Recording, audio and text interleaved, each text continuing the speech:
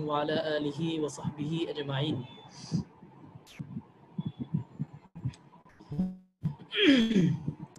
আলহামদুলিল্লাহ, আল্লাহ তাআলার অসংখ্য শুকরিয়া যে আল্লাহ তাআলা আমাদেরকে প্রতি সপ্তাহের নেই এই সপ্তাহেও ধারাবাহিকভাবে এই মুহাজারার মজলিসে আমাদেরকে উপস্থিত হওয়ার এবং কিছু আলোচনা শোনার সুযোগ করে দিয়েছেন। তো ধারাবাহিক মুহাজারার আজকের আলোচনা, আজকের বিষয়বস্তু হচ্ছে, আমরা দেখতে পাচ্ছি স্লাইডে, জীবদ্দশায় সম্পত্তি বন্টন শরীর পর্যালোচনা। আজকে ইনশাআল্লাহ আমরা এই বিষয়ে প্রথমে আলোচনা করার চেষ্টা করব। এরপর ইনশাআল্লাহ আমাদের যারা ছাত্র ভাইয়েরা আছেন, বিভিন্ন বিভাগ থেকে যারা অংশগ্রহণ করেছেন, তাদের কোনো প্রশ্ন থাকলে ইনশাআল্লাহ সেই প্রশ্ন নিয়ে আমরা পর্যালোচনা করব। তো আমি আশা করি ইতিমধ্যে অনেকে উপস্থিত হয়েছেন। আমাদের দেখতে পাচ্ছি বয়স্ক বিভাগ থেকে অনেকে এসেছেন, ইফতা বিভাগ থেকেও কয়েকজন এসেছেন। আমরা যেহেতু আমাদের সময় হয়ে গিয়েছে, আমরা শুরু করে দিচ্ছি। প্রথমে একটু জানাবেন ঠিকমতো আওয়াজ শোনা যাচ্ছে কিনা। আওয়াজ শোনা যাচ্ছে। জি, আলহামদুলিল্লাহ।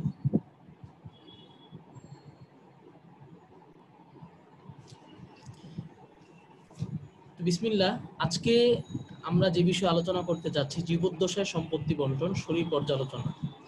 প্রথমেই বলি যে এই বিষয়ে আলোচনা করার গুরুত্ব বা প্রয়োজনীয়তা কেন কেন এই আলোচনা মুহাজারার জন্য এমন একটি আলোচনা নির্বাচন করা হলো। সেক্ষেত্রে আমি শুরুতেই বলবো যে বর্তমানে এটি বহুল আলোচিত একটি বিষয়, যে জীবদ্দশায় সম্পত্তি বন্টন করা যাবে কিনা। বর্তমানে আমরা অনেক সময় অনেক বাবা মা, অনেক গার্ডিয়ান বা অভিভাবক বা অনেক ব্যক্তিকে আমরা দেখি যারা জীবদ্দশায় সম্পত্তি বন্টন করতে চান। অনেক কারণেই তারা জীবদ্দশায় সম্পত্তি বন্টন করতে চান, কিন্তু শরীয়তের সঠিক নিয়ম না জানার কারণে জীবদ্দশায় সম্পত্তি বন্টনটা শরীর দৃষ্টিকোণ থেকে অনেক ক্ষেত্রেই সঠিক নিয়মে হয় না। বরং আমরা আমাদের সমাজে জীবদ্দশায় সম্পত্তি নিয়ে নানা বিভ্রান্তি দেখতে পাই। এই বিভ্রান্তিগুলো নিরসন করার জন্যই মূলত জীবদ্দশায় সম্পত্তি বন্টন নিয়ে আজকের এই শরীর পর্যালোচনা। কি ধরনের বিভ্রান্তি আমি সেটা একটু পর্যালোচনা করছি, যে আমি আমার দৃষ্টিতে যে বিভ্রান্তিগুলো মনে হয়েছে, যে কারণে এ বিষয়ে আলোচনা করা, এ বিষয়ে পর্যালোচনা করা, এ বিষয়ে শরীয়তের দিক নির্দেশনা জানা, এটা আমাদের জন্য অত্যন্ত জরুরি। যে বিভ্রান্তিগুলোর কারণে, সেই বিভ্রান্তিগুলো হচ্ছে, এক নম্বর হচ্ছে, অনেকেই আমাদের সমাজে মনে করে থাকেন যে জীবদ্দশায় সম্পত্তি বন্টন বোধহয় কোনো অপরিহার্য বিষয়, জীবদ্দশায় সম্পত্তি বন্টন করতেই হবে। আমরা অনেক গার্ডিয়ান বা অনেক অভিভাবক যারা আছেন, যারা কর্ণধার ব্যক্তিত্বদেরকে আমরা দেখি যে তারা জীবদ্দশায় সম্পত্তি বন্টনটাকে এক ধরনের আবশ্যক মনে করে থাকেন। এই বিষয়ে শরীয়তের দিক নির্দেশনা কি? জীবদ্দশায় সম্পত্তি বন্টন করা কি জরুরি নাকি জরুরি না? এই বিষয়টা আজকে আমরা দেখব। এই বিষয়ে আমরা দেখতে পাই আমাদের সমাজে বিভ্রান্তি। আমাদের সমাজে আরো বিভ্রান্তি আছে। জীবদ্দশায় সম্পত্তি বন্টন করতে গিয়ে অনেক সময় সন্তানদেরকে বঞ্চিত করা হয়। আমরা বিভিন্ন সময় দেখেছি অনেক সময় মেয়েদেরকে বঞ্চিত করা হয়। এক্ষেত্রে শরীয়তের দিক নির্দেশনা কি, সেটা আমরা জানবো ইনশাআল্লাহ। অনেক সময় আমরা দেখেছি যে জীবদ্দশায় যারা সম্পত্তি বন্টন করে থাকেন, তারা মৌখিকভাবে সম্পত্তি বন্টন করে থাকেন, লিখিত ডকুমেন্টস আকারে। শরীয়তের সম্পত্তি বন্টন বা কোনো দানের যে নিয়ম নীতি আছে, সেই নিয়ম নীতিগুলো মোটেই এক্ষেত্রে পালন করা হয় না। অনেক সময় আমরা দেখেছি এক্ষেত্রে আরেকটি বিভ্রান্তি, যেটা খুবই দুঃখজনক, জীবদ্দশায় সম্পত্তি বন্টন করতে গিয়ে অনেক পরিবারে এমন হয় যে পুরো সম্পত্তি কোনো একজন সন্তানকে অথবা এক দুইজন সন্তানকে দিয়ে দেওয়া হয়, সকল সন্তানকে ইনসাফের সাথে এই সম্পত্তি বন্টন করা হয়। এবং আরো কিছু বিভ্রান্তি আমি নোট করেছি, স্ত্রী সন্তানদেরকে বঞ্চিত করা হয়, পুরো সম্পদ যে কোনো এক সন্তানকে দিয়ে দেওয়া হয়, যেটা বললাম। এমনিভাবে আমরা আরো দেখেছি যে অনেক সময় জীবদ্দশায় সম্পত্তি বন্টন করতে গিয়ে ভাই বোনকে বঞ্চিত করা হয়। দেখা যায় যে একজন ব্যক্তি তার বয়স হয়েছে, তার শুধু মেয়ে আছেন, ছেলে নেই, তো তিনি ভাই বোন সম্পদ পেয়ে যাবেন এই আশঙ্কায় অনেক সময় এমন হয় যে জীবিত থাকতেই তিনি বোনদেরকে, তার মেয়েদেরকে সকল সম্পদ দিয়ে যান। এক্ষেত্রে ভাই বোনদেরকে বঞ্চিত করা হয়। এরকম নানান বিভ্রান্তি জীবদ্দশায় সম্পত্তি বন্টন নিয়ে আমরা দেখতে পাই। এই বিভ্রান্তিগুলো নিরসন করার জন্যই আমাদের কাছে মনে হয়েছে যে এই বিষয়টা শরীর পর্যালোচনা হওয়া দরকার, আমাদের সকলের জানা দরকার। এ বিষয়ে যত সংশয়, যত সন্দেহ আছে, এগুলো নিরসন হওয়া দরকার। তো মূল কেন এই আলোচনা প্রয়োজন, সে আলোচনার পর ইনশাআল্লাহ আমরা আমাদের মূল আলোচনায় চলে যাচ্ছি। প্রথমে আমরা আলোচনা করব যে জীবদ্দশায় সম্পত্তি বন্টনের প্রকৃতি নির্ণয়। এখানে প্রকৃত লেখা আছে, প্রকৃতি হবে, আমি ঠিক করে দিচ্ছি। দেখেন, আমরা খুব খেয়াল করি, সম্পত্তি বন্টন, একজন ব্যক্তি তার সম্পত্তি বন্টন করা, এটার দুইটা মাধ্যম হতে পারে। একটা হচ্ছে হিবা বা দান, আরেকটা হচ্ছে মিরাস সূত্রে বন্টন।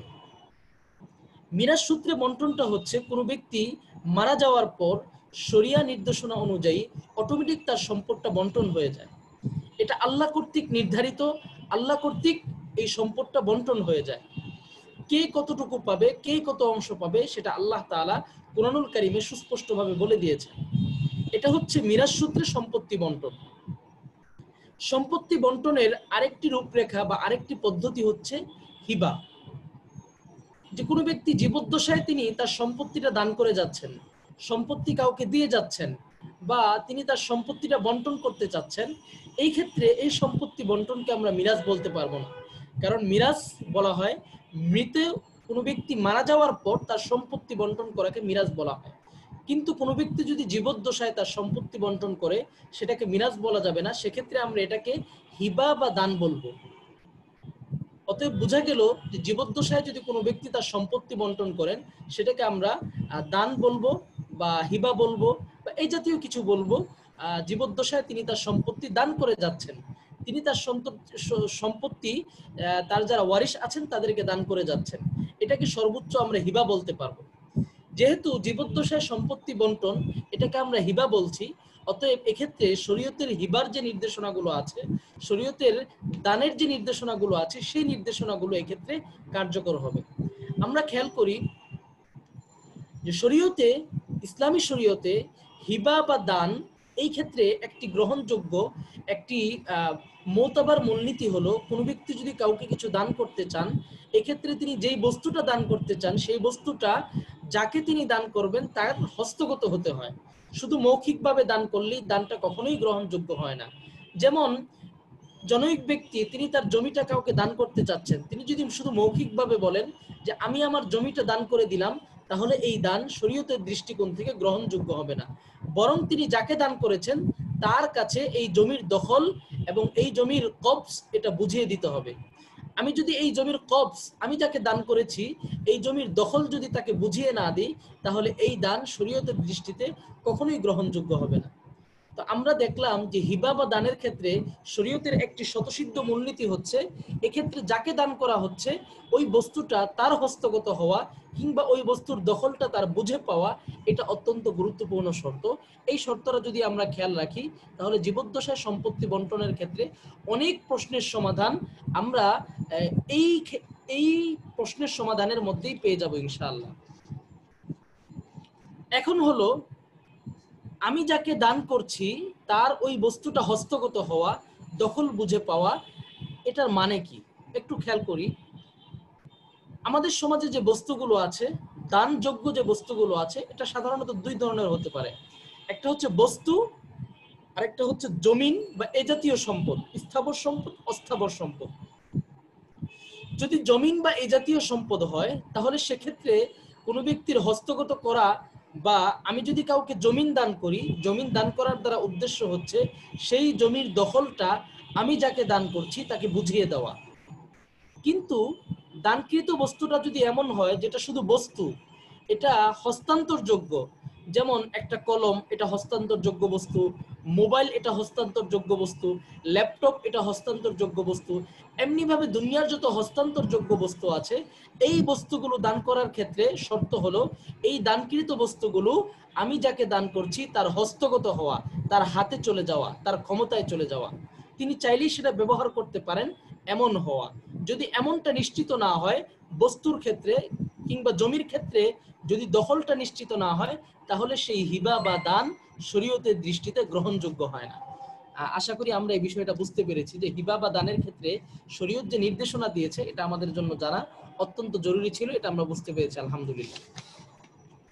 এইবার আসি জীবদ্দশায় সম্পত্তি বন্টনের সঠিক পদ্ধতি কি। আমরা প্রকৃতি নির্ণয় করলাম যে জীবদ্দশায় সম্পত্তি বন্টনকে আমরা হিবা বা দান বলবো, এটাকে মিরাজ বলবো না, বরং হিবা বা দান বলবো।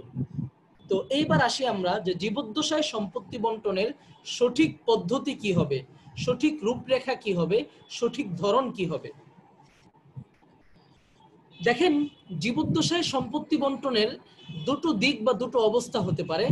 আমরা এখানে দেখছি যে একটি হচ্ছে আংশিক সম্পদ বন্টন, আংশিক বন্টন করা। একজন ব্যক্তি তিনি চাচ্ছেন জীবদ্দশায় তার সম্পদের যে কোনো একটা অংশ, যে কোনো একটা ফ্ল্যাট, যে কোনো একটা গাড়ি বা যে কোনো একটা বস্তু, পুরো সম্পদ না, আংশিক তিনি চাচ্ছেন বন্টন করতে। এটা একটা সুরত বা এটা একটা পদ্ধতি হতে পারে বন্টনের। আবার এরকমও হতে পারে তিনি চাচ্ছেন তার পুরো সম্পদটাকে বন্টন করে দিতে। এই দুই অবস্থা হতে পারে সম্পত্তি বন্টনের। আমরা আমাদের সমাজে আমরা আমাদের সমাজে দেখি, তাহলে এই দুইটা চিত্রই আমরা দেখতে পাই। অনেক মানুষ এমন আছেন যারা জীবদ্দশায় আংশিক সম্পদ সন্তানদের মাঝে বন্টন করে যান। পুরোটা বন্টন করেন না, বরং আংশিক বন্টন করে যান, কিছু সম্পদ নিজের জন্য রেখে দেন। আবার আমাদের সমাজে অনেক মানুষ এমন আছেন যারা জীবদ্দশায় তার পুরো সম্পদ বন্টন করে যান, এরপর কোনো এক ছেলের কাছে তিনি বাকি জীবন যাপন করেন। তো এই দুইটা চিত্রই আমরা আমাদের সমাজে দেখতে পাই। তো আমরা প্রথমে আজকে আলোচনা করব আংশিক বন্টন নিয়ে, যে জীবদ্দশায় যদি কেউ তার সম্পদ আংশিকভাবে বন্টন করে সেক্ষেত্রে বিধান কি, তিনি কিভাবে বন্টন করবেন, ছেলে মেয়েদেরকে তিনি কিভাবে সম্পদটা বুঝিয়ে দিবেন। আমি যতটুকু আলোচনা করেছি ততটুকু আলোচনার মধ্যে কারো অস্পষ্টতা থাকলে আমাকে জিজ্ঞেস করবেন, আমি আমাদের পরবর্তী আলোচনায় চলে যাচ্ছি।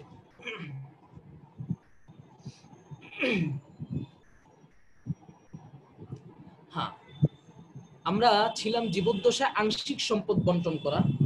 তো আংশিক ভাবে যদি কেউ তার সম্পদ জীবদ্দশায় বন্টন করে, তিনি জীবদ্দশায় চাচ্ছেন যে তার যে সম্পদ আছে এটা তিনি আংশিক বন্টন করে যাবেন, সেক্ষেত্রে এই বন্টনের তিনটা অবস্থা হতে পারে।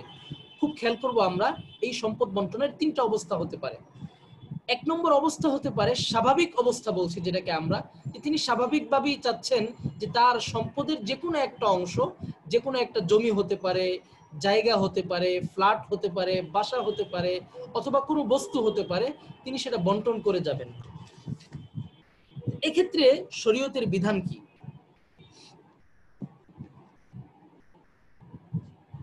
জীবদ্দশায় কেউ যদি আংশিক সম্পদ বন্টন করেন, সেক্ষেত্রে শরীয়তের বিধান হলো সেই সম্পদ ইনসাফ পূর্ণভাবে বন্টন করে দেয়া। আমরা সকলেই হয়তো খেয়াল করছি, জীবদ্দশায় কেউ যদি তার সম্পদ আংশিকভাবে বন্টন করতে চান, সেক্ষেত্রে শরীয়তের বিধান হলো সেই সম্পদটা তার সন্তানদের মাঝে অথবা তার যারা ওয়ারিশ আত্মীয় স্বজন আছে সকলের মাঝে ইনসাফের সাথে বন্টন করে দেওয়া। ইনসাফে আমরা একটি প্রসিদ্ধ হাদিস দেখতে পাই। হাদিসটি নোমান ইবনে বশীর রাদিয়াল্লাহু তাআলা আনহু বর্ণনা করেন। তিনি বলেন, আমার পিতা একবার আমাকে রাসূলুল্লাহ সাল্লাল্লাহু আলাইহি ওয়াসাল্লামের দরবারে নিয়ে গেলেন। নবীজি বললেন, হে আল্লাহর রাসূল, আপনি সাক্ষী থাকুন, আমি নোমানকে আমার সম্পদ থেকে অমুক অংশ দান করলাম বা আমি দান করতে আগ্রহী। নবীজি বললেন, তুমি নোমানকে যেভাবে তোমার সম্পদ দিচ্ছ, তুমি কি তোমার অন্যান্য সন্তানদেরকেও এভাবেই সম্পদ দিচ্ছ? নোমান ইবনে বাশির তখন বললেন, ইয়া রাসূলুল্লাহ, না, আমি আমার সব সন্তানকে সম্পদ দিচ্ছি না, বরং আমি আমার এই প্রিয় সন্তান এই নোমানকে আমি সম্পদ দিচ্ছি। তখন নোমান ইবনে বাশিরের পিতাকে নবীজি সাল্লাল্লাহু আলাইহি ওয়াসাল্লাম বললেন যে, দেখো, তুমি যেভাবে সম্পদ বন্টন করতে চাচ্ছ এটা ইসলামী শরিয়ায় সমর্থিত না। এই সম্পদ বন্টনের ক্ষেত্রে তুমি আমাকে সাক্ষী রেখো না, বরং তুমি অন্য কাউকে সাক্ষী রেখো। নবীজি একরকম রাগ করে তাকে তাড়িয়ে দিলেন। বরং নবীজি তাকে বোঝাতে চাইলেন যে তুমি যদি জীবদ্দশায় তোমার সম্পত্তি বন্টন করতে চাও, তাহলে তোমার সকল সন্তানদেরকে তোমার ইনসাফের সাথে বন্টন করতে হবে। এই হাদিসটি সহিহ মুসলিমের 4063 নম্বর হাদিস হিসাবে বর্ণিত হয়েছে, আমরা নোট করে রাখতে পারি। এই হাদিস থেকে আমরা মৌলিকভাবে বুঝলাম যে জীবদ্দশায় কোনো বাবা যদি সম্পদ বন্টন করতে চান, তাহলে সন্তানদের মাঝে অবশ্যই ইনসাফের সাথে সম্পদ বন্টন করতে হবে। যদি আংশিক সম্পদ বন্টন করতে চান, এই হাদিস থেকে আমরা স্পষ্ট বুঝতে পারি যে নোমান ইবনে বাশিরের পিতা নবীজিকে বলেছেন, ইয়া রাসূলুল্লাহ, আমি আমার অমুক সম্পদটা বন্টন করতে চাচ্ছি। তার মানে তিনি তার পুরো সম্পদ, পুরো সম্পদটা তিনি বন্টন করেননি বা করার ইচ্ছা পোষণ করেননি, তাহলে এই হাদিস থেকে আমরা বুঝলাম আংশিক সম্পদ বন্টন করতে চাইলে সেটা ইনসাফের সাথে বন্টন করতে হবে। এখন কথা হলো, এই যে ইনসাফের সাথে বন্টন করা, এটার বিধান কি? ইনসাফের সাথে বন্টন করাটা কি আবশ্যক নাকি মুস্তাহাব? এই ক্ষেত্রে আমরা যে বিধানটা পাই, যে সংখ্যাগরিষ্ঠ ফুকাহায়ে কেরাম তারা মনে করেন যে ইনসাফের সাথে বন্টন করা এটা আবশ্যক না, বরং এটা উত্তম। দেখেন, একজন বাবা তিনি জীবদ্দশায় তার সম্পত্তি এটা হিবা বা দান করছেন, আর দানের ক্ষেত্রে একজন মানুষ স্বাধীন, তিনি তার ইচ্ছা অনুযায়ী যাকে যতটুকু ইচ্ছা তাকে ততটুকুই দান করতে পারবেন। তিনি চাইলে তার সন্তান ছাড়া অন্য কাউকেও দান করতে পারবেন। তিনি চাইলে তার পুরো সম্পদ কোন আল্লাহর রাস্তায় তিনি দান করে দিতে পারবেন। তার সম্পদে তার পূর্ণ অধিকার আছে। অতএব বোঝা গেল জীবদ্দশায় যদি কেউ আংশিক সম্পদ বন্টন করতে চান, তাহলে সেক্ষেত্রে উত্তম হলো ইনসাফের সাথে করা, কিন্তু অনুত্তম পদ্ধতিতে যে কেউ চাইলে তার সম্পদকে যেভাবে খুশি সেভাবেই তিনি দান করতে পারবেন। এটা সালাফে সালিহিন থেকে একটা সংখ্যাগরিষ্ঠ সালাফ, সাহাবা এবং ইমামদের মতামত। আমরা দেখি ইমাম ইবনে আব্দুল বার রাহিমাহুল্লাহ তিনি উল্লেখ করেছেন, আত-তাসবিয়াতু ফিল আতায়া ইলাল বানিন আহাব্বু ইলা জামিইহিম,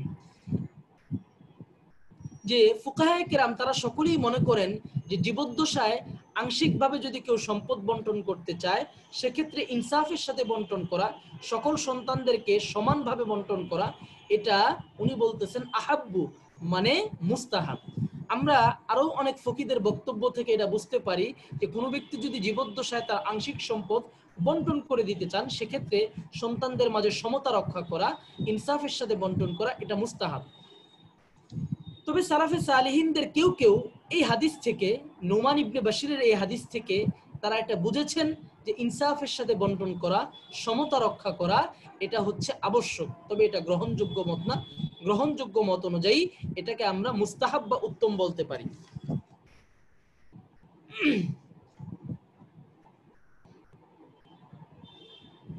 এখন কথা হলো, আংশিক সম্পদ বন্টন করার ক্ষেত্রে ইনসাফ প্রতিষ্ঠার পন্থা কি? কিভাবে ইনসাফ প্রতিষ্ঠা হবে? আমরা তো এতটুকু বুঝলাম, জীবদ্দশায় কেউ যদি তার সম্পদ আংশিকভাবে বন্টন করতে চায়, সেক্ষেত্রে ইনসাফের সাথে বন্টন করবে, এবং এটাই অগ্রগণ্য মতামত যে ইনসাফের সাথে বন্টন করাটাই উত্তম। এখন প্রশ্ন আসে যে ইনসাফের সাথে বন্টন করার বিধান কি? ওই প্রশ্নের উত্তর আমরা দিয়েছি, বিধান হচ্ছে উত্তম। আরেকটা প্রশ্ন আসবে যে ইনসাফ বলতে আমরা কি বুঝবো, কিভাবে বন্টন করব? সেক্ষেত্রে আমরা দুইটা মতামত দেখতে পাই। একটি হচ্ছে, ইমামদের অনেকেই এই মত পোষণ করেছেন, হানাফি মাযহাব সহ অন্যান্য মাযহাবের ইমামরা, সাহাবা ও সালাফের অনেকেই এই মত পোষণ করেছেন। এই ক্ষেত্রে কেউ যদি জীবদ্দশায় তার সম্পদ বন্টন করতে চান, আংশিকভাবে যদি বন্টন করতে চান, সেক্ষেত্রে নিয়ম হলো তিনি সকল সন্তানদেরকে সমানভাবে বন্টন করবেন, ছেলে মেয়ে সকলকেই সমানভাবে দিবেন। নোমান ইবনে বাশিরের হাদিস থেকে তারা এই প্রমাণ গ্রহণ করেছেন যে নবীজি নোমান ইবনে বাশিরের পিতাকে সকল সন্তানকে সমান দেওয়ার জন্য আদেশ করেছেন। অতএব জীবদ্দশায় সম্পদ বন্টন করতে চাইলে সকল সন্তানকে সমান দিতে হবে, এক্ষেত্রে ছেলেকে মেয়ের দ্বিগুণ দেয়া যাবে না। এটা সালাফে সালিহিনদের অনেকের মতামত। আবার সালাফে সালিহিন ইমামদের আংশিক বা একটা অংশের বড় মতামত হলো, এই ক্ষেত্রে মিরাসের নীতি অনুযায়ী বন্টন করা যাবে, অর্থাৎ যিনি ছেলে তিনি মেয়ের তুলনায় দ্বিগুণ পাবেন, ছেলেকে মেয়ের তুলনায় দ্বিগুণ দেওয়া যাবে। স্বাভাবিক মিরাসের যে বন্টন নীতি, সেই বন্টন নীতি অনুযায়ী এখানে বন্টন করা যাবে। আমরা এখানে মোটামুটি প্রসিদ্ধ দুটো মত দেখলাম, একটা হচ্ছে সকল সন্তানকে সমান দেওয়া, আরেকটা হচ্ছে মিরাসের বন্টন নীতি অনুযায়ী সম্পদ বন্টন করা। আমরা যেহেতু উপমহাদেশে আমরা হানাফি মাযহাবের অনুসারী, আমরা হানাফি মাযহাবের ফলোয়ার, হানাফি মাযহাবকে অনুসরণ করি, তা হানাফি মাযহাবের আলোকে যদি আমরা বিশ্লেষণ করি, তাহলে দেখব হানাফি মাযহাবে এই ক্ষেত্রে দুটো মতামত আছে। একটি হচ্ছে ইমাম আবু ইউসুফ রাহিমাহুল্লাহর মতামত। সেই মতামত হচ্ছে জীবদ্দশায় কোনো ব্যক্তি যদি সম্পদ বন্টন করতে চান, আংশিক তার সম্পদটা বন্টন করে দিতে চান, তাহলে সেক্ষেত্রে অবশ্যই তাকে সমতা রক্ষা করতে হবে, ছেলে মেয়ে সকলকেই সমান দিতে হবে, কাউকে কম বেশি দেয়া যাবে না। এটা হানাফি মাযহাবের একজন প্রসিদ্ধ ইমাম, ইমাম আবু ইউসুফের মতামত। অপরদিকে আমরা হানাফি মাযহাবের আরেকজন বিখ্যাত ইমাম ইমাম মুহাম্মদ রহিমাহুল্লাহর বক্তব্য থেকে জানতে পারি, তিনি বলেছেন জীবদ্দশায় কেউ যদি তার আংশিক সম্পদ বন্টন করে দিতে চায় তাহলে তিনি তার সম্পদটাকে মিরাসের নীতি অনুযায়ী বন্টন করবেন। তাহলে আমরা হানাফি মাযহাবে কয়টা মতামত দেখতে পেলাম? দুইটা মতামত। আবু ইউসুফের মতামত হচ্ছে সমতার সাথে বন্টন করবে, ইমাম মুহাম্মদের মতামত হচ্ছে সমতা নয় বরং মিরাসের নীতি অনুযায়ী বন্টন করবে। এখন কথা হলো হানাফি মাযহাবের এই দুই বক্তব্যের মধ্যে অগ্রগণ্য বক্তব্য কোনটি? ইমাম তহাবী রহিমাহুল্লাহ তিনিও একজন বড় হানাফি ফকি ছিলেন এবং তিনি হানাফি মাযহাবের বিভিন্ন বক্তব্য পর্যালোচনা করে অগ্রগণ্য বক্তব্য তার কিতাবে উল্লেখ করে দেন। ইমাম তহাবী রহিমাহুল্লাহ তিনি তার বিখ্যাত গ্রন্থ, আমি দেখতে পাচ্ছি তুহফাতুল আখিয়ার, এই গ্রন্থে তিনি উল্লেখ করেছেন, তুহফাতুল আখিয়ার গ্রন্থে মূলত ইমাম তহাবীর এই গ্রন্থটি হচ্ছে শরহ মুশকিলিল আসার। এটি ইমাম তহাবীর একটি বিখ্যাত গ্রন্থ, শরহ মুশকিলিল আসার। ইমাম তহাবীর দুটো গ্রন্থ খুবই মকবুল এবং গ্রহণযোগ্য। একটি হচ্ছে শরহ মাআনিল আসার, আরেকটি হচ্ছে শরহ মুশকিলিল আসার। তো শরহ মুশকিলিল আসার এই গ্রন্থে ইমাম তহাবী রহিমাহুল্লাহ হানাফি মাযহাবের ইমাম আবু ইউসুফ এবং ইমাম মুহাম্মদ তাদের উভয়ের বক্তব্য পর্যালোচনা করে তিনি মন্তব্য করেছেন, কানাল কওলু ইনদানা ফি যালিকা মা যাহাবা ইলাইহি আবু ইউসুফ রাহিমাহুল্লাহ। অর্থাৎ এই বিষয়ে ইমাম মুহাম্মদ এবং আবু ইউসুফের বক্তব্য পর্যালোচনার পর ইমাম তহাবী বলেন, এই ক্ষেত্রে আমাদের কাছে ইমাম আবু ইউসুফের বক্তব্যটাই অগ্রগণ্য। তার মানে আমরা কি বুঝলাম? যে হানাফি মাযহাবের অগ্রগণ্য বক্তব্য হচ্ছে জীবদ্দশায় কেউ যদি তার আংশিক সম্পদ বন্টন করতে চান তাহলে অবশ্যই তাকে সমতা রক্ষা করে বন্টন করতে হবে। আত-তাসওয়িয়া বাইনাল বানিন, সকল সন্তানদেরকে সমান দিতে হবে, ছেলে মেয়ে সকলকেই সমানভাবে ভাগ করে দিতে হবে। এখানে একটা প্রশ্ন ছিল হুজুর। হ্যাঁ জি বলেন। যদি আপনার যদি আর কি কারো নামে জীবদ্দশায় কারো নামে মানে সন্তানের নামে ছেলের নামে নেওয়া হয়, মেয়ের নামে না নেওয়া হয়, অথবা কারোর বেশি অথবা কারোর কম দেওয়া হয়, তাহলে এটা শরীয়ত হুকুম কি হুকুম লাগবে? হুকুমটা হচ্ছে উত্তম, ইনসাফের সাথে বন্টন করাটা উত্তম। এটা হানাফি মাযহাবের অগ্রগণ্য বক্তব্য। আর ইনসাফটা হচ্ছে সমানভাবে দিবে। এমনি কোনো ইয়ে নেই, কোনো হুকুম নাই, মানে যদি ইচ্ছে করে কারোরে দেয় কারোরে মাহরুম করে তাহলে এটাতে কোনো হুকুম নেই? না না, এটা অনুত্তম হবে। দেখেন আমরা আগেই বলেছি এই জীবদ্দশায় সম্পত্তি বন্টনটা হচ্ছে হিবা, দান। আর দানের ক্ষেত্রে একজন মানুষ স্বাধীন, সেক্ষেত্রে তিনি যদি ইনসাফ না করে জুলুম করেন তিনি গুনাহগার হবেন। কিন্তু যাকে পুরো সম্পদ দিয়ে দিয়েছেন, যাকে তিনি সম্পদের দখল বুঝিয়ে দিয়েছেন, যেহেতু এটা দান, তিনি এই সম্পদের দখল বুঝে পাবেন। কেউ তার পুরো সম্পদ এক সন্তানকে দিয়ে দিল, তাহলে ওই সন্তান যদি দখল বুঝে পায় তাহলে ওই সন্তান সম্পদের মালিক হয়ে যাবে। বুঝতে পেরেছেন? কিন্তু বাবা যদি ইনসাফ না করেন, জুলুম করেন, সেক্ষেত্রে তিনি গুনাহগার হবেন। আচ্ছা, আমাদের আরো কিছু আলোচনা আছে, আমরা শুনি। এখন কথা হলো যে জীবদ্দশায় আংশিক সম্পদ বন্টন করতে গিয়ে অনেক সময় এমন হতে পারে যে শরিয়া সম্মত কারণে ইনসাফের ক্ষেত্রে কোনো সন্তানকে কম, কোনো সন্তানকে বেশি দেওয়া লাগতে পারে। এটা হতেই পারে। আমাদের দারুল ইফতাগুলোতে অনেকেই আসেন এই ধরনের প্রশ্ন নিয়ে। সব সন্তানের প্রতি বাবার মায়া বা সব সন্তানের বাবার প্রতি অনুগ্রহ একরকম হয় না, অনেক সময় কম বেশি হতে পারে।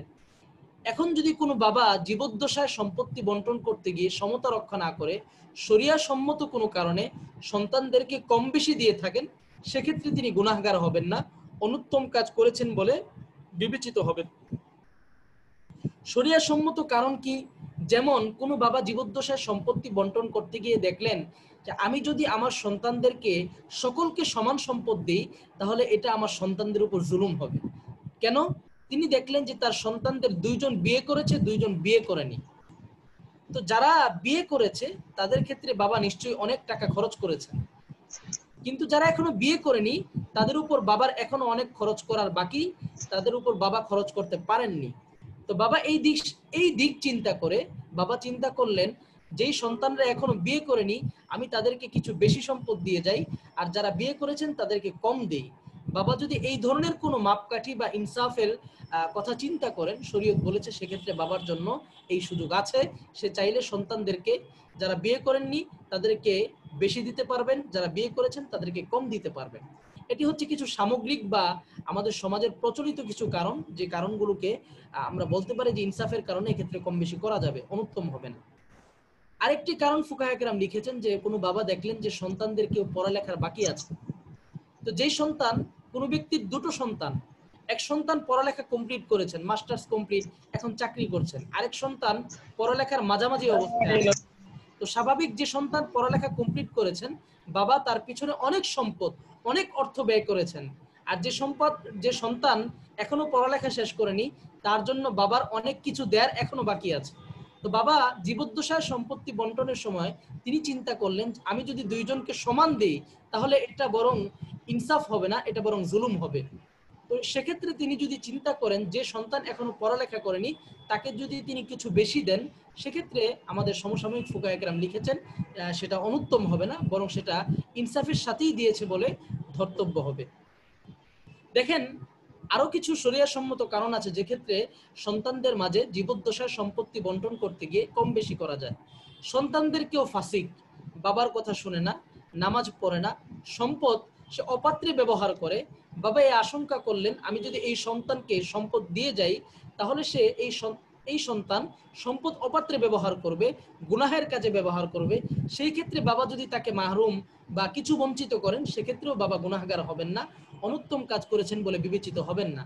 তবে এই ক্ষেত্রে ফুকাহে কেরাম বলেছেন, আমাদের সমসাময়িক আলেমগণ বলে থাকেন যে কোনো ফাসিক সন্তান যদি থাকে, যাকে সম্পদ দিলে সে গুনাহের কাজে ব্যয় করবে এমন আশঙ্কা থাকে, তাহলে সেক্ষেত্রে বাবার জন্য করণীয় হলো সরাসরি ওই সন্তানকে সম্পদ না দিয়ে বরং অন্য কোনো ওকিল বা অভিভাবককে সম্পদ দেওয়া, মানে ওই সন্তানের সম্পদটা আরেকজনের কাছে দেওয়া, যে আমার সন্তান যদি কোনোদিন ভালো হয়, সে যদি গুনাহ থেকে ফিরে আসে, তখন তাকে আমার সম্পদটা বুঝিয়ে দিবা, তৃতীয় কোনো ব্যক্তির কাছে হস্তান্তর করা। আরো কিছু শরিয়াসম্মত কারণ আছে যে কারণে একজন বাবা চাইলে সম্পদ তিনি কম বেশি করতে পারেন দেয়ার ক্ষেত্রে। যেমন আমাদের অনেক ফুকাহে কেরাম এই কারণটা উল্লেখ করেছেন যে বাবা যদি কোনো সন্তানের ব্যাপারে এমন আশঙ্কা করেন বা কোনো সন্তানের ব্যাপারে তার এমন সুধারণা থাকে যে আমার শেষ বয়সে এই সন্তান হয়তো আমাকে বেশি দেখাশোনা করবে, এই সন্তান থেকে আমার চাওয়া পাওয়া বেশি, এই সন্তান আমার প্রতি তার ভালোবাসা বেশি, এমন যদি কোনো সন্তানের ব্যাপারে তার ধারণা হয়, সেই সন্তানকে তিনি চাইলে সম্পদ বেশি দিতে পারবেন। এই ধরনের শরিয়াসম্মত যদি কোনো কারণ হয় যে কারণে বাবা চাচ্ছেন যে তার কোনো সন্তানকে বেশি দিতে, কোনো সন্তানকে কম দিতে, তাহলে কোনো একজন বিজ্ঞ আলেমের সাথে পরামর্শ সাপেক্ষে সেই কারণটা যদি গ্রহণযোগ্য হয়, তাহলে তিনি অবশ্যই কম বেশি করতে পারবেন। হ্যাঁ, অবশ্যই কোনো সন্তানকে ক্ষতি করার উদ্দেশ্যে বাবা যদি কম সম্পদ দেন, সেক্ষেত্রে বাবা গুনাহগার হবেন।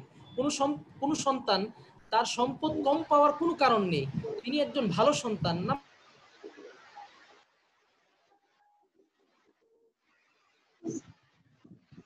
দেখেন জীবদ্দশায় কেউ যদি কোনো বাবা বা কোনো ব্যক্তি যদি তার আংশিক সম্পদ বন্টন করতে চান, তাহলে সেক্ষেত্রে আমরা প্রথমেই বলেছি তিনি সেই সম্পদ বন্টন করতে পারবেন। সেক্ষেত্রে নিয়ম হলো তিনি সেই সম্পদটা ইনসাফের সাথে বন্টন করবেন। ইনসাফ কিভাবে করবেন? ইনসাফের ক্ষেত্রে আমরা বলেছি ইনসাফের পদ্ধতি হচ্ছে তিনি সকল সন্তানদেরকে সমানভাবে বন্টন করবেন। হ্যাঁ, তিনি যদি ইনসাফ না করেন গুনাহগার হবেন, কিন্তু তিনি যেভাবে বন্টন করেছেন, কম বেশি করেছেন, সেটা কার্যকর হয়ে যাবে। ইনসাফ না করলে তিনি গুনাহগার হবেন। ইনসাফ করাটা হচ্ছে উত্তম। ইনসাফ কিভাবে করবেন? আমরা দেখেছি হানাফি মাযহাবের অগ্রগণ্য বক্তব্য হচ্ছে ইমাম আবু ইউসুফ রাহিমাহুল্লাহর মত, আর ইমাম আবু ইউসুফের মত হচ্ছে এই ক্ষেত্রে সকল সন্তানদেরকে সমান দেয়া। এখন কথা হলো, যদি বাবা, আমরা সর্বশেষ যে পয়েন্টগুলো বলেছি, যে কোনো সন্তানকে বিশেষ কোনো কারণে বেশি দিতে চান এবং এই কারণটা যদি শরিয়া সম্মত হয় এবং বিজ্ঞ আলেমগণ যদি এই কারণটাকে তারা গ্রহণযোগ্য মনে করেন, সেক্ষেত্রে বাবা চাইলে কোনো সন্তানকে তিনি বেশি দিতে পারবেন, কোনো সন্তানকে কম দিতে পারবেন, সেটা বাবার অধিকার আছে এবং সেই ক্ষেত্রে তিনি ইনসাফ করেছেন বলেই বিবেচিত হবেন। আশা করি এই বিষয়গুলো আপনাদের সামনে স্পষ্ট হয়েছে। এখন আসি আমরা আমাদের আলোচনার, আমরা দেখতে পাচ্ছি আরেকটা অংশ বাকি, সেটা হচ্ছে পুরো সম্পদ বন্টন করে দেওয়া। দেখেন, আংশিক সম্পদ বন্টন করা আর পুরো সম্পদ বন্টন করা এটা কখনোই এক না। আমরা আমাদের সমাজে বা বর্তমান সময়ে যে কেসগুলো দেখতে পাই, প্রত্যেকটা কেস আংশিক সম্পদ বন্টন নিয়ে। অনেক বাবা মারা আসেন যে তারা চান যে তাদের সম্পদের কিছু অংশ বন্টন করে দিতে সন্তানদের মাঝে। বাবা মা এক বয়সে তাদের সম্পদের কিছু অংশ সন্তানদেরকে দিয়ে দিতে চান, সেক্ষেত্রেই মূলত মাসালার প্রসঙ্গটা খুব বেশি আসে। সেটা ইনশাল্লাহ আলহামদুলিল্লাহ আমরা আলোচনা করেছি, দলিলের আলোকে আমরা পর্যালোচনা করেছি। আমরা নোমান ইবনে বাশির থেকে একটা হাদিস দেখেছি যে সমতা রক্ষা করাটা, আমরা এটাকে মুস্তাহাব বলেছি, উত্তম বলেছি, এবং ইনসাফের সাথে বন্টন করাটাকেই আমরা উত্তম বলেছি, এবং এভাবেই বন্টন করার ক্ষেত্রে আমরা পরামর্শ দিয়ে থাকি। এইবার আসি দ্বিতীয় প্রসঙ্গে বা দ্বিতীয় আলোচনা। এই কেসটাও আমাদের সমাজে, এটাকে আমরা খুব কম বলতে পারবো না, এটাও হয়। অনেক সময় অনেক বাবা মা চান যে তাদের জীবদ্দশায় তাদের পুরো সম্পদ বন্টন করে দিতে, এরপর তিনি চান যে তার কোনো ছেলের আশ্রয়ে বা কোনো মেয়ের কাছে বা ছেলের কাছে তিনি থাকবেন, পুরো সম্পদ তিনি বন্টন করে দিতে চান। এক্ষেত্রে শরীয়তের বিধান কি? দেখেন, আমি খুব সংক্ষেপেই বলছি, আমাদের সময় খুব বেশি নেই হাতে। কোনো বাবা যদি জীবদ্দশায় তার পুরো সম্পদ বন্টন করে দিতে চান, সেক্ষেত্রেও আমরা বলবো যে জীবদ্দশায় সম্পত্তি বন্টনকে আমরা কখনো মিরাজ বলতে পারবো না। খেয়াল করবেন, এটাকে মিরাজ বলার সুযোগ নেই, মিরাজ সম্পত্তি বলার সুযোগ নেই, কারণ জীবদ্দশায় সম্পত্তিটাকে মিরাজ বলা যায় না। মিরাজ বলা হয় উত্তরাধিকার সম্পদকে। একজন মানুষ মারা গেলে কেবল তার সম্পত্তিটাকেই আমরা মিরাজ বা উত্তরাধিকার সম্পদ বলতে পারবো। অতএব জীবদ্দশায় যদি কেউ পুরো সম্পদও বন্টন করেন, সেটাকেও হিবা বা দান বলতে হবে। আর হিবা দানের ক্ষেত্রে আমরা যে মূলনীতি বলেছি, সেই মূলনীতি আংশিক বন্টনের ক্ষেত্রেও কার্যকর হবে, পুরো সম্পদ বন্টনের ক্ষেত্রেও কার্যকর হবে। এরপর আসেন, কেউ যদি তার পুরো সম্পদ বন্টন করে দিতে চান, সেক্ষেত্রেও আমরা দেখতে পাই প্রসিদ্ধ দুটো মতামত আছে। একটি হচ্ছে ইমাম আবু ইউসুফের মতামত, সেটি হচ্ছে, আমরা আগেই বলে এসেছি এই মতামতটা, যে সকলকে সমানভাবে দেওয়া। আর আরেকটি মতামত হচ্ছে আপনার ইমাম মুহাম্মদের মতামত, সেটাও আমরা আগে উল্লেখ করেছি, সেটা হচ্ছে আপনার সকলকে সমানভাবে না দিয়ে বরং মিরাস অনুযায়ী সম্পদ বন্টন করে দেওয়া। কেউ যদি তার পুরো সম্পদ বন্টন করে দিতে চান, সেক্ষেত্রে আমরা সালাফে সালিহিন থেকে যেটা দেখতে পাই, সাহাবায়ে কেরামের যে আমল দেখতে পাই, সেক্ষেত্রে মিরাস অনুযায়ী বন্টন করে দেওয়াটাই উত্তম। এক্ষেত্রে সাদ ইবনে উবাদা রাদিয়াল্লাহু তাআলা আনহুর একটি আমল আমরা দেখতে পাই, যে আমলের মধ্যে আমরা দেখতে পাই সাদ ইবনে উবাদা রাদিয়াল্লাহু তাআলা আনহু তিনি তার পুরো সম্পদ জীবদ্দশায় বন্টন করে দিয়েছেন, এবং সেটা মিরাস অনুযায়ী বন্টন করে দিয়েছেন। আমরা ইসলামের ইতিহাসের একজন বিখ্যাত কাজী শুরাইহ রাহিমাহুল্লাহ, আমরা তার একটি ঘটনা দেখতে পাই যে তিনি একবার এ ধরনের একটি ফয়সালা করেছেন যে একজন ব্যক্তি জীবদ্দশায় তিনি তার পুরো সম্পদ সমানভাবে বন্টন করে দিতে চেয়েছিলেন। তখন কাজী শুরাইহ বাধা দিয়ে বলেছেন যে জীবদ্দশায় সম্পত্তি যদি কেউ পুরোটা দিয়ে দিতে চায়, পুরো সম্পদ যদি কেউ বন্টন করতে চায়, সেক্ষেত্রে মিরাস অনুযায়ী বন্টন করতে হবে, মিরাস অনুযায়ী বন্টন ছাড়া অন্যভাবে বন্টন করার সুযোগ নেই। এখন কথা হলো, আমরা এই মাসালা কিভাবে বলবো, বা এই মাসালা এক্ষেত্রে অগ্রগণ্য বক্তব্য কি?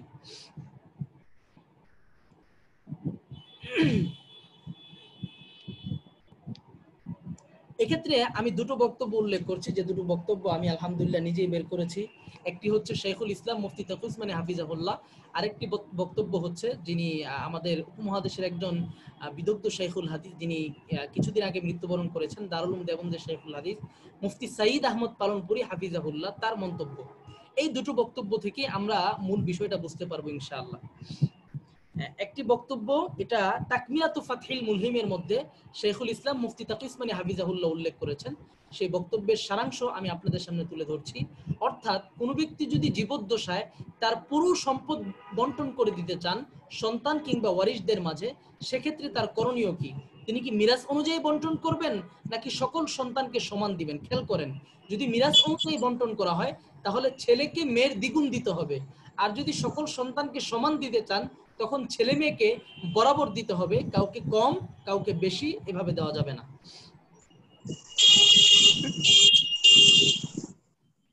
আসসালামু আলাইকুম। হ্যাঁ, আবার পানি সিমেন্ট বাহিনা নাগা কাম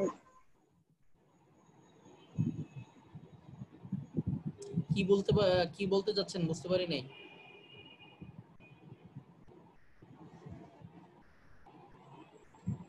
আচ্ছা দেখেন, আমার কথা কি শুনতে পাচ্ছেন সকলে? জি, শোনা যাচ্ছে। জি আলহামদুলিল্লাহ। শেখুল ইসলাম মুফতি তাকি উসমানী হাফিজাহুল্লাহ তিনি তাকমিলার 2 নম্বর খণ্ডের 75 নম্বর পৃষ্ঠায় বলেছেন যে দেখেন, কোন ব্যক্তি যদি জীবদ্দশায় তার পুরো সম্পদ বন্টন করে দিতে চায়, তাহলে আমরা স্বাভাবিকভাবেই তার উদ্দেশ্য বুঝতে পারি যে তিনি আসলে তার মিরাজটাই বন্টন করতে চাচ্ছেন। ওই ব্যক্তির মূল লক্ষ্যই এমন থাকে যে তিনি তার সকল সম্পদ মৃত্যুর পরে যেমন বন্টন হয়ে যায়, সেটাকেই তিনি জীবদ্দশায় বন্টন করতে চাচ্ছেন। যেহেতু তার লক্ষ্য উদ্দেশ্যটাই এমন যে তার সম্পত্তির মিরাজ বন্টন যেন তার মৃত্যুর পরে না হয়, বরং তিনি জীবদ্দশায় সেটা বন্টন করে দিতে চাচ্ছেন। এটা অনেকটা আপনার মৃত্যুর পরের মিরাজ বন্টনের মতোই। তাই পুরো সম্পদ বন্টন করার ক্ষেত্রে শেখুল ইসলাম মুফতি তাকি উসমানী হাফিজাহুল্লাহ মতামত দিয়েছেন এই ক্ষেত্রে মিরাসের বন্টন নীতি অনুযায়ী বন্টন করাটাই উত্তম, এবং এভাবেই তাকসিম করা, বর্তমান মুফতিগণ এভাবেই তাকসিম করার ফতোয়া দিবেন। কখন কেউ যদি তার পুরো সম্পদ বন্টন করে দেয়, তখন মিরাস অনুযায়ী বন্টন করবে, অর্থাৎ আপনার যিনি ছেলে আছেন তিনি মেয়ের তুলনায় দ্বিগুণ পাবেন, এবং অন্যান্য ভাই বোন যারা আছেন তারাও সম্পদ পাবেন, তাদের নির্ধারিত অংশ তারা পেয়ে যাবেন। এটা হচ্ছে মুফতি তাকি উসমানী হাফিজাহুল্লাহর মতামত। এবার আমরা দেখব মুফতি সাঈদ আহমদ পালনপুরি হাফিজাহুল্লাহর মতামত। মুফতি সাঈদ আহমদ পালনপুরি হাফিজাহুল্লাহ তিনি উল্লেখ করেছেন যে আমরা এই মতামতটা নিয়েছি ফতুয়ায়ে রহিমিয়ার হাসিয়া থেকে। এই হাসিয়াটা শেখুল ইসলাম আপনার মুফতি সাঈদ আহমদ পালনপুরি হাফিজাহুল্লাহর লেখা। এই ফতুয়া রহিমিয়ার হাসিয়া থেকে আমরা পালনপুরির হাফিজাহুল্লাহ কিন্তু এখন মৃত্যুবরণ করেছেন, পালনপুরি রহিমাহুল্লাহর বক্তব্যটা পেয়েছে। আমি বক্তব্যটা আপনাদেরকে শোনাচ্ছি, আমি অনুবাদ শোনাচ্ছি আপনাদেরকে। কেউ যদি জীবদ্দশায় নিজের মৃত্যুর কথা চিন্তা না করে স্বাভাবিক অবস্থায় সন্তানদেরকে কিছু দান করতে চায়, তাহলে এক্ষেত্রে ইমাম আবু ইউসুফের মতামত অগ্রগণ্য, অর্থাৎ সমান হারে প্রদান করা হবে। মুফতি সাঈদ আহমদ পালনপুরি হাফিজাহুল্লাহ বলতে চাচ্ছেন যে একজন ব্যক্তি জীবদ্দশায় সম্পদ বন্টন করবেন, এক্ষেত্রে তার লক্ষ্য দু ধরনের হতে পারে। খেয়াল করি, একটা হচ্ছে তিনি তার কিছু সম্পদ দান করবেন, কিছু সম্পদ বন্টন করবেন আংশিক। যেমন তার অনেক বাড়ি গাড়ি আছে, কিন্তু তিনি চাচ্ছেন তার একটা বিল্ডিং এটা তার সন্তানদের মাঝে বন্টন করে দিতে। তার অনেক জায়গায় জায়গা আছে, কিন্তু তিনি চাচ্ছেন তার একটা জায়গা সন্তানদের মাঝে বন্টন করে দিতে। তার অনেক জায়গা আছে, একটা জায়গা তিনি বন্টন করতে চাচ্ছেন, সব জায়গা না। তাহলে এই ক্ষেত্রে শেখুল ইসলাম মুফতি সাঈদ আহমদ পালনপুরি রাহিমাহুল্লাহ তিনি বলতে চান যে এক্ষেত্রে ইমাম আবু ইউসুফের বক্তব্যটাই অগ্রগণ্য, অর্থাৎ এক্ষেত্রে সকল সন্তানকে সমানভাবে দান করবে। আমরা সহজেই বুঝতে পারলাম আংশিক বন্টনের ক্ষেত্রে সকল সন্তানকে সমানভাবে দান করবে, এবং একজন মুফতি এক্ষেত্রে এইভাবেই তিনি ফতোয়া দিবেন। মুফতি সাঈদ আহমদ পালনপুরি রাহিমাহুল্লাহ তিনি বলেন, আর যদি কোনো ব্যক্তি তার পুরো সম্পদ বন্টন করতে চান, আংশিক না পুরো সম্পদ বন্টন করতে চান, সেক্ষেত্রে ইমাম মোহাম্মদ রাহিমাহুল্লাহর বক্তব্যই অগ্রগণ্য, অর্থাৎ সেক্ষেত্রে মিরাসের নীতি অনুযায়ী তিনি বন্টন করবেন। ছেলেকে মেয়ের দ্বিগুণ দিবেন, তখন কিন্তু সমানভাবে বন্টন করবেন না, বরং মিরাসের যে নীতিমালা আছে সেই নীতিমালা অনুযায়ী বন্টন করবেন। কারণ একজন ব্যক্তি যখন তার পুরো সম্পদ বন্টন করে দেয়, স্বাভাবিকভাবেই তখন বোঝা যায় যে তিনি মিরাসের মতো করেই তার সম্পদ বন্টন করতে চাচ্ছেন। তো মৌলিকভাবে আমরা এই দুই শায়েখের বক্তব্য থেকে বুঝতে পারলাম যে আংশিক বন্টনের ক্ষেত্রে সমানভাবে দিবে, আর পুরো বন্টনের ক্ষেত্রে মিরাসের নীতি অনুযায়ী বন্টন করবে। তো এই ছিল আজকের আমাদের আলোচনার খুলাসা। আমি মোটামুটি আমার আলোচনা শেষ করেছি। যদি কারো কোনো প্রশ্ন থাকে, কোনো হাওয়ালা বা টেক্সট জিজ্ঞেস করার থাকে, আমাকে জিজ্ঞেস করতে পারেন।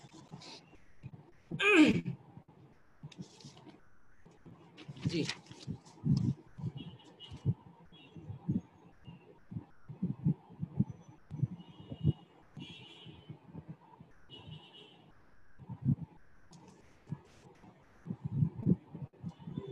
তাহলে আজকে আলোচনা শেষ করার আগে আমি নিয়ম হিসাবে আবার সারাংশটা আপনাদের সামনে বলছি, 1-2 মিনিটে আমি বলবো।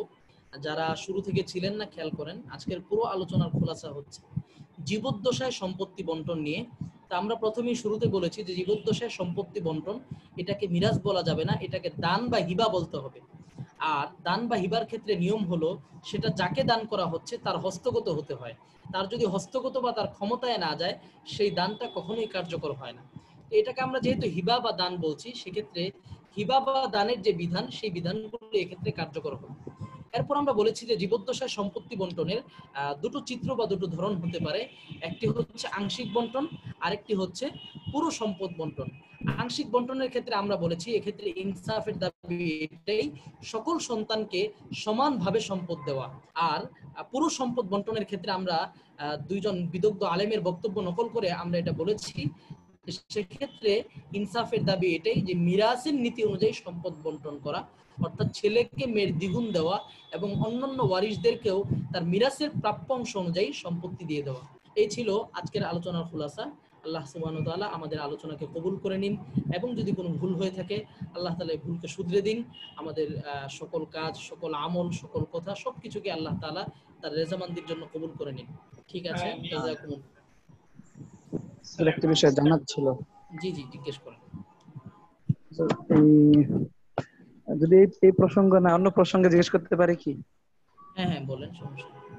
যে বর্তমানে শেয়ার বাজার যে যেগুলো চলতেছে এগুলো কি বৈধ? আমাকে একজন জিজ্ঞেস করেছেন, তাই একটু যদি জবাব দিতেন। তাহলে শেয়ার বাজার নিয়ে তো একটা আলাদা মুহাজারা দিতে হবে। যদি দিতেন ভালো হয়। আসলে কি কিছু বিষয় আছে যেটা আপনার এক কথায় বলা মুশকিল। এক জি। কথায় এতটুকু বলা যায় যে শেয়ার বাজারে অংশগ্রহণ বর্তমানে শরিয়ার দৃষ্টিকোণ থেকে ঝুঁকিপূর্ণ। আচ্ছা, জি বুঝেছেন, ঝুঁকিপূর্ণ, এতটুকু বলে দিবেন, এভাবে বললে হয়ে যাবে ইনশাআল্লাহ। আমাদের জি। উলামা একরাম এভাবেই বলেন, ঝুঁকিপূর্ণ। এক্ষেত্রে বেশ কিছু শর্ত কন্ডিশন আছে অংশগ্রহণ করার জন্য। সেকেন্ডারি শেয়ার আছে, আইপিও শেয়ার আছে, তো কোন শেয়ার কিভাবে কিনবে, সেকেন্ডারি শেয়ারের যে মার্কেটগুলো থাকে বর্তমানে স্টক এক্সচেঞ্জে, এটা অনেকটাই ঝুঁকিপূর্ণ, একটা জুয়ার মতো। উলামা একরাম বলেছেন যে শর্তগুলো দেয়া থাকে, এই শর্তগুলো পরিপালন আসলে সম্ভব হয় না। আচ্ছা আচ্ছা। জি, আর কার কোনো প্রশ্ন? আরেকটি বিষয়, জি, জিজ্ঞেস করেন। অপ্রাসঙ্গিক মানে এই প্রসঙ্গে না, আরেকটা বিষয় হলো যে আমাদের যে রাষ্ট্রীয় যে গ্যাস সংযোগ, একজন যদি রাষ্ট্রীয় গ্যাস সংযোগের জন্য টাকা জমা দিয়ে সরকারি খাতে রসিদ সে গ্রহণ করেছিল, কিন্তু ঘটনাক্রমে এই রসিদ অনুযায়ী তাকে যে গ্যাস সংযোগ দিয়ে যাওয়ার কথা, এই দিয়ে যাওয়ার আগেই সংসদে বা রাষ্ট্রীয়ভাবে যে নিষেধাজ্ঞা চলে আসার পরে তার হাতে রিসিট আছে কিন্তু সে সংযোগ পায়নি, কিন্তু স্থানীয় ব্যক্তিদের, স্থানীয় দালাল বা স্থানীয় অফিসারদেরকে ঘুষ দিয়ে পুনরায় গ্যাস সংযোগ গ্রহণ করে এবং সে অনুযায়ী দীর্ঘ কয়েক বছর চলতে থাকে, এবং এটার বিল যেহেতু দিতে পারতেছেন না সরকারি ভাবে, এজন্য সে এই টাকা, বিলের টাকা কোথায় খরচ করবে এটা নিয়ে আমাকে জিজ্ঞেস করেছেন আর কি। এখন কি করতে পারে উনি, কি করার আছে না? দেখেন, আমি এটার উত্তরটা এইভাবে দিচ্ছি যে গ্যাস সংযোগ তিনি এটার জন্য চেষ্টা করেছিলেন, তিনি পাননি, জি টাকাও জমা দিয়েছেন। এক্ষেত্রে জি সরকার কর্তৃপক্ষ যদি এমন হয় যে তার এটা প্রাপ্য ছিল, সরকার দেয়নি, জি তাহলে জি সরকার জুলুম করেছে, ঠিক না? জি জি সরকার জি এটা জি জুলুম করেছে, সরকার দেয়নি। বাকি বিষয়টা আসলে কি ঘটেছে, এটা যিনি এটা অবস্থার সম্মুখীন তিনিই বলতে পারবেন। আমরা জানি না আসলে কি জুলুম করেছে। আমরা মাসালার খাতিরে বলছি, তখন আমরা বলবো যে জি সরকার জুলুম করেছে। জি জুলুমের দৃষ্টান্ত এমন না যে একজন জুলুম করলে আমাকেও করতে হবে, কি আমার উপর জি জুলুম করেছে এর অর্থ এটা না যে আমিও জুলুম করব। বুঝতে পেরেছেন? জি জি জি আজ-জুলমু যুলুমাতুন ইয়াউমাল কিয়ামা, জুলুম এটা অনেকগুলো জুলুমের রূপ ধারণ করবে কিয়ামতের দিন।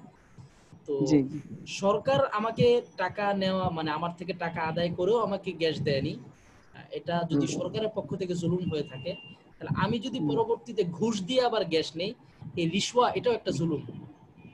ফুকাহায়ে কেরাম লিখেছেন রিশওয়া আজ-জুলম, এই ঘুষ দেওয়া এটাও একটা জুলুম। ঘুষ এটা কোনো ক্ষেত্র বিশেষ একেবারে অপরাগতার সময় দেওয়া যায়।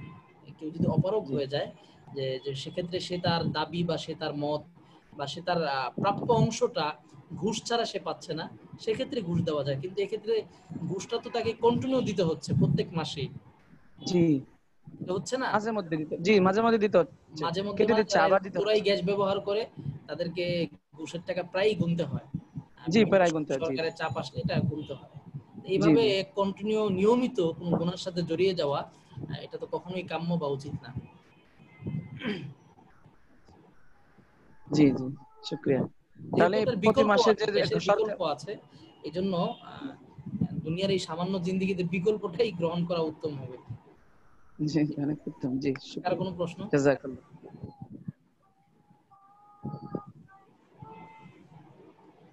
আচ্ছা ঠিক আছে, অনেক শুকরিয়া, আপনারা সকলেই ছিলেন সেজন্য।